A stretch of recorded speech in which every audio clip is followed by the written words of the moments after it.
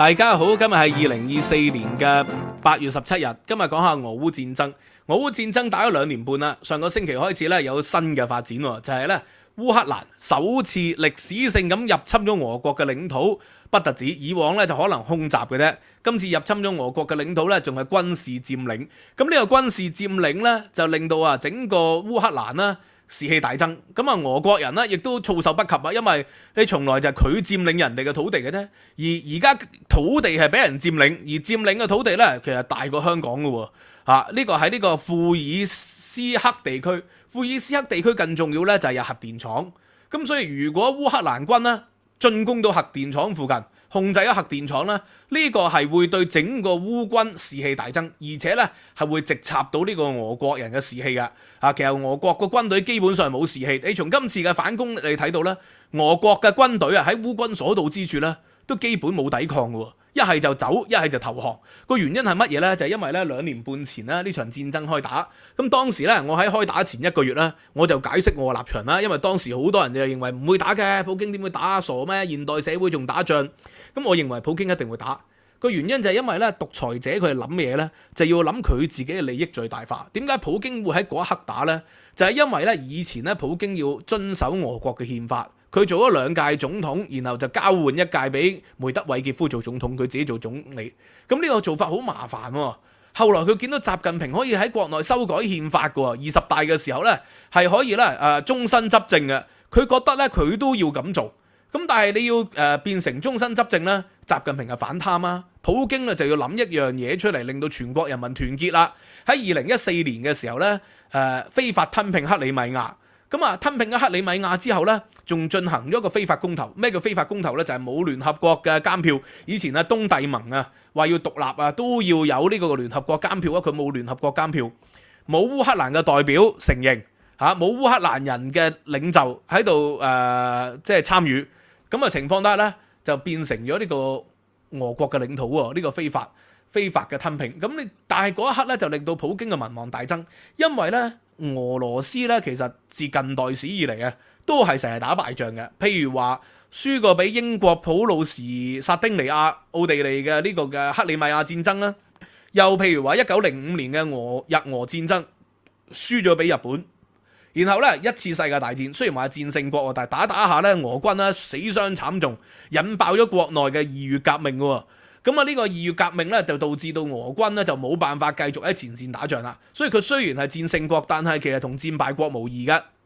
亦都死傷慘重。2次世界大戰咧，蘇聯嘅領導史太林嘅領導吐氣揚眉啦。呢個嘅俄國喺蘇聯時代強盛起嚟。所以咧，俄國人呢就好重視佢哋國家嘅民族主義，就利用戰爭去證明佢哋嘅民族主義，所謂戰鬥民族啊嘛。咁呢個戰鬥民族咧，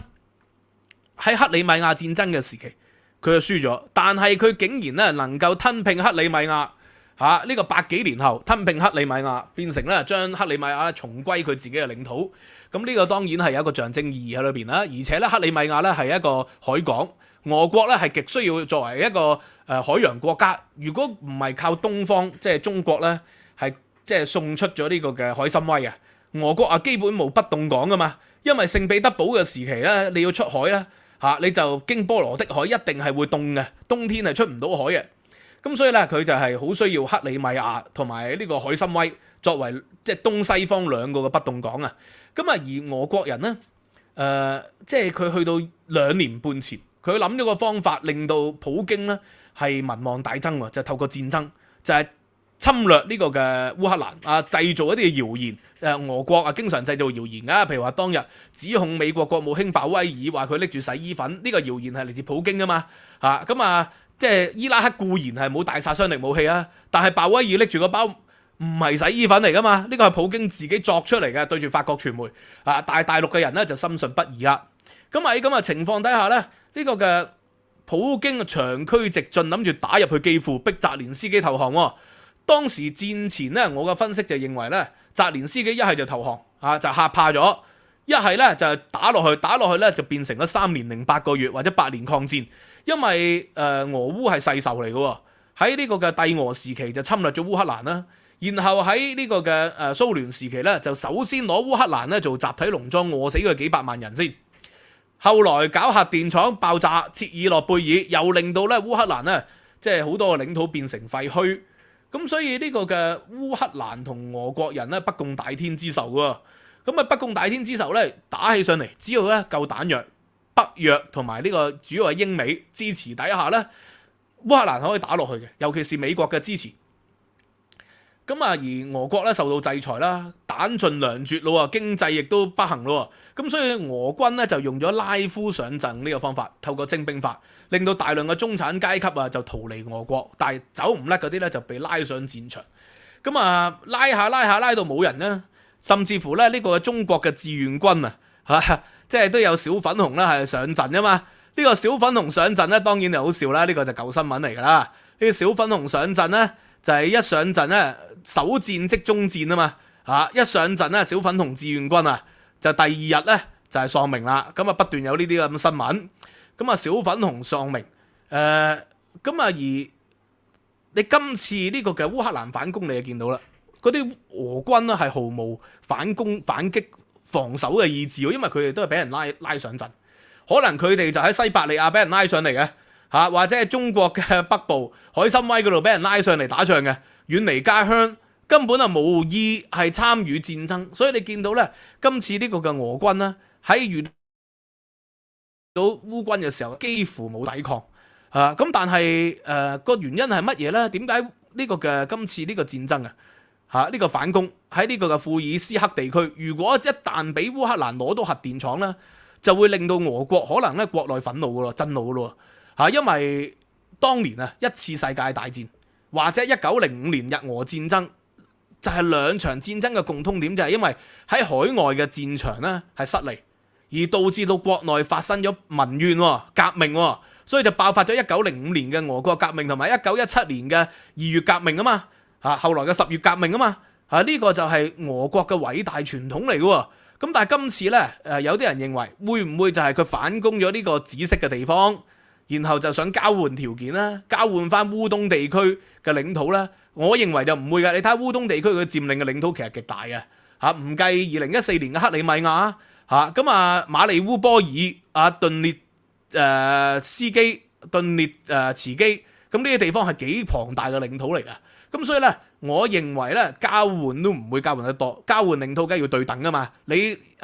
即係呢個烏軍攞咗俄軍3000公里，咁你咪最多還翻3-4千公里俾人哋。但係而家咧，俄軍控制嘅係以萬計公里計喎。咁所以我認為呢個交換呢個做法咧係唔可行嘅，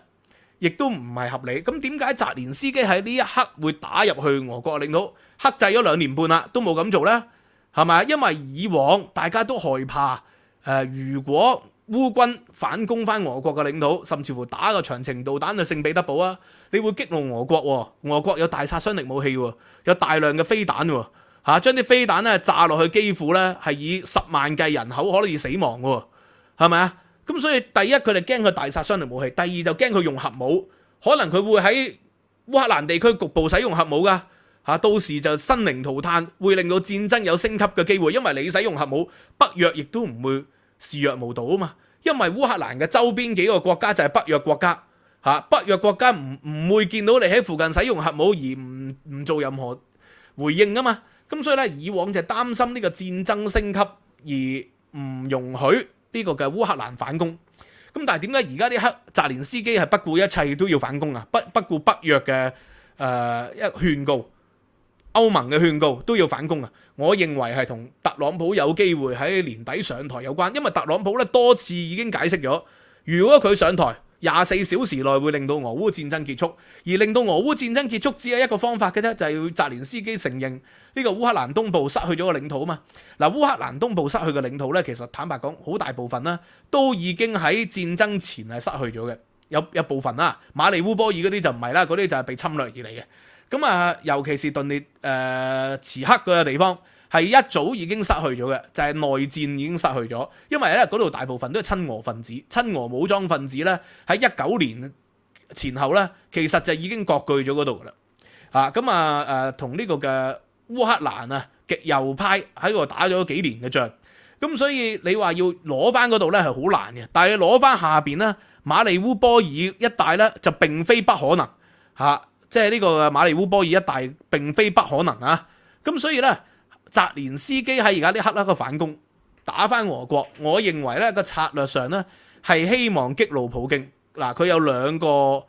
左右轉向嘅。如果打入去俄國，普京係冇辦法收復翻呢個領土咧，會令到俄國嘅人民咧對呢個所謂軍事強人、戰鬥民族係失去信心，好可能係會重演咧之前佢嘅廚師發動政變喎。唔排除有其他咧極端民族主義者係會對普京係動手嘅，亦都唔能夠排除好似1905年同1917年俄國嘅人民呢，就係睇到國家嘅無能而造反嘅，而起義革命喎。咁所以咧呢個澤連斯基第一種做法就係希望激怒普京同埋激怒俄國嘅國內人民。咁而似乎都幾成功啊，因為而家長驅直進係嘛，俄軍幾乎係冇抵抗嘅能力。咁但係問題第二個可能啦，佢個俄軍係俾人拉夫上陣嗰啲冇抵抗能力嘅，普京始終係有大殺傷力武器喎，係咪啊？雖然而家飛機俾呢個烏克蘭嘅 F-16係咁擊落，但係佢仲係有呢個大殺傷力武器。咁佢有大殺傷力武器嘅時期，會唔會係轟炸翻基輔呢？轟炸翻呢個嘅奧德薩呢？係咪啊？有可能嘅喎，而導致到死傷慘重。咁啊，如果係 B 呢種可能性，就係俄國嘅大規模轟炸反攻，導致到俄國嘅軍事咧佔上風，但係令到烏克蘭人死傷慘重。呢個就係逼使咧，即使特朗普上台，都唔能夠逼澤連斯基投降。因為如果你死咗好多人啦，死咗以萬計嘅人嘅時期，美國或者歐洲國內嘅民情都會激動喎。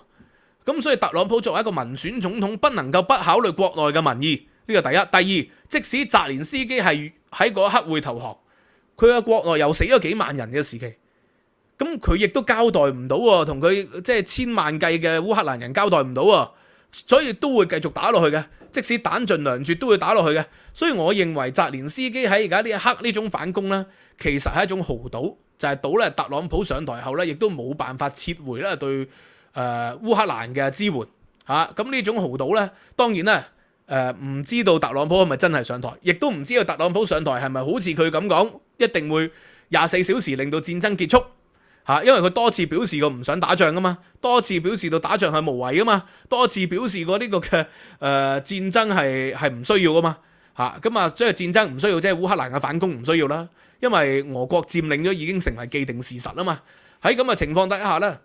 澤連斯基呢一刻豪賭就係要喺美國總統大選結束前，係要將呢個嘅戰爭嘅形勢咧係要逆轉改變，否則嘅話打多8年都冇改變㗎。因為你要反攻翻烏東係冇可能㗎，攞翻馬利烏波爾談何容易啊？係咪啊？所以而家佢就係要咁做。咁當然咁做最大嘅風險就係，即係普京可能係即係失去理智嘅喎嚇，用核武用大殺傷力武器，即係呢個嘅普京講過啊嘛。如果世界冇俄羅斯，都唔需要呢個世界啊嘛。其實佢嘅意思就係要令到戰爭不斷升級，呢個咧就叫狹路相逢勇者勝啊！普京好似癲咁樣嘅，如果你好理智對住佢嘅話咧，你又永遠打佢唔贏喎，因為癲嘅人永遠係即係惡過你啊嘛，個氣勢係食住你，所以你對住癲嘅人咧，你只係得兩個做法，一係唔理佢讓佢啦，一係就要俾佢更癲。而家澤連斯基似乎咧就向後者咧就係靠攏，要俾佢更加激進先得。咁當然歐美會拉住佢嘅，中國會拉住佢嘅，唔俾佢咁癲嘅。咁睇下咁樣嘅博弈底下，會唔會產生一種奇妙嘅變化啦？呢個就係我嘅睇法，我粗淺嘅睇法。當然我唔係軍事專家啦。咁但係喺俄烏戰爭爆發前呢，似乎唔係太多人呢好確鑿認為普京係一定會打嘅。我就係因為讀政治經濟學，我就認為獨裁者永遠就係諗自己利益最大化，即使打到國家咧山窮水盡冇問題喎。佢可以繼續連任喎，而家成為咗民族英雄喎，所以對佢嚟講係最大贏家嚟嘅。我就認為咁嘅角度佢一定會打，所以如今我亦都用呢種睇法啦，睇澤連斯基呢個政治豪賭，即使烏克蘭人咧被大殺傷力武器轟炸而導致死亡，但係佢為咗要呢個戰爭繼續打落去，就好似蔣介石當日咁樣啊嘛，係咪？令到呢個嘅長江缺堤、黃河缺堤都要淹住呢個嘅日軍，拖慢日軍嘅進程，然後令到佢可以即係佈置呢個嘅重慶政府啊嘛，道理係一樣嘅。Anyway， 今日講到呢度啦。收費平台 Patreon 有文字版，有參考資料，有我獨家嘅課堂，希望可以大家支持啦。無論 YouTube 同埋 Patreon 嘅會員咧，都可以令到呢個平台咧係發展得更順利。希望大家亦都可以喺收費平台裏面學到更多嘅知識。知識有價，每個月15蚊美元咧就可以無限重溫嘅，5蚊美元就係基本嘅支持。多謝大家，拜拜。